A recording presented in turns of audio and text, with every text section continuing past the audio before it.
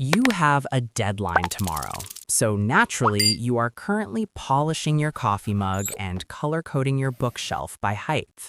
Society calls this procrastination. Your boss calls it avoiding real work. They love to throw that Albert Einstein quote at you.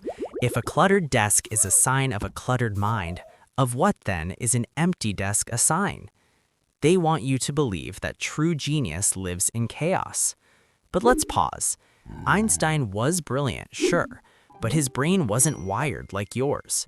For you, that pile of papers isn't a sign of creativity, it's static noise screaming for your attention. You aren't lazy, you're just trying to find the mute button for your eyes. Let's reframe this immediately. You aren't obsessed with cleaning, you are simply performing system debugging. Think of your brain as a high-performance computer.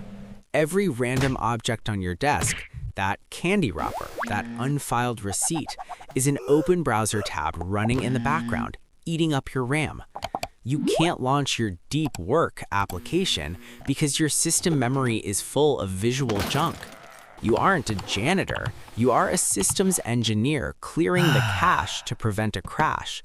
You don't hate the mess, you hate the lag it causes in your processor. So let's run a diagnostic test. Which specific type of neuro cleaner are you? We typically see three variants. First, the anxiety soother.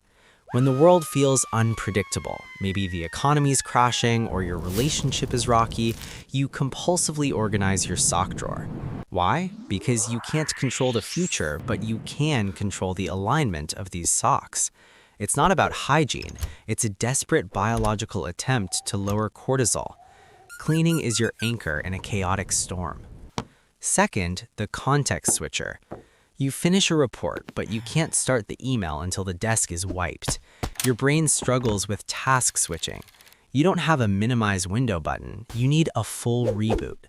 Clearing the physical space is the ritual that tells your brain the previous session is closed, loading a new program now. You aren't stalling, you are wiping the RAM. Third, the flow architect. This is the heavy hitter. You need a space so sterile it looks like a hospital. A single crooked picture frame acts like a pebble in your shoe. You can walk, but you can't run. This isn't being fussy, it's performance optimization. You know that to enter hyperfocus, that legendary state where time dissolves, you must eliminate every ounce of visual drag. You aren't a clean freak, you are a fighter pilot ensuring the cockpit is clear because you are about to break the sound barrier. You don't clear the desks to please others, you do it to unleash the beast. Here is the hard science behind your madness. It's a concept called neural competition. Your brain operates on limited bandwidth. When your field of vision is filled with clutter, your visual cortex is constantly firing, screaming, "Analyze this stack, look at that cup." It competes directly with your prefrontal cortex, the CEO of your brain responsible for focus. Your brain has to actively spend energy ignoring the mess just to concentrate on your screen.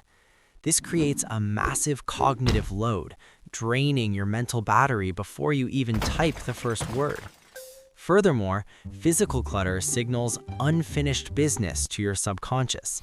This keeps your cortisol levels simmering, creating a low humming anxiety that kills creativity. By cleaning first, you are hacking your neurochemistry. The act of organizing gives you a quick hit of priming dopamine. It's a small win that acts as starter fluid for your engine, providing the momentum needed to overcome the inertia of the big, scary task waiting for you. Let's look at this through the lens of evolution. Your ancestors survived on the savannah because they could spot a predator from a mile away. They needed clear lines of sight. A cluttered environment meant danger. A snake could be hiding in the brush. For those with high sensory sensitivity, this archaic software is still running. When a room is messy, your amygdala, the brain's threat detector, cannot fully relax. It keeps whispering, "What's hiding under that pile of clothes?" You aren't just neat, you are visually sensitive. You lack the filter that allows others to ignore chaos.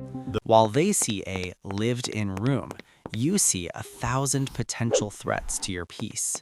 You clear the space to tell your primitive brain, the perimeter is secure, it is safe to think now. So stop apologizing for your need for order. A surgeon doesn't operate in a dirty room, and a pilot doesn't fly with trash on the dashboard. You are doing important work, so treat your environment like a laboratory, not a storage unit. Adopt the chef's rule of mise en place. Get everything in position before you cook. Now tell me, is your desk currently a sanctuary of genius or a crime scene of chaos? Comment below and subscribe because next time we're figuring out why your social battery dies after exactly 1 hour of small talk.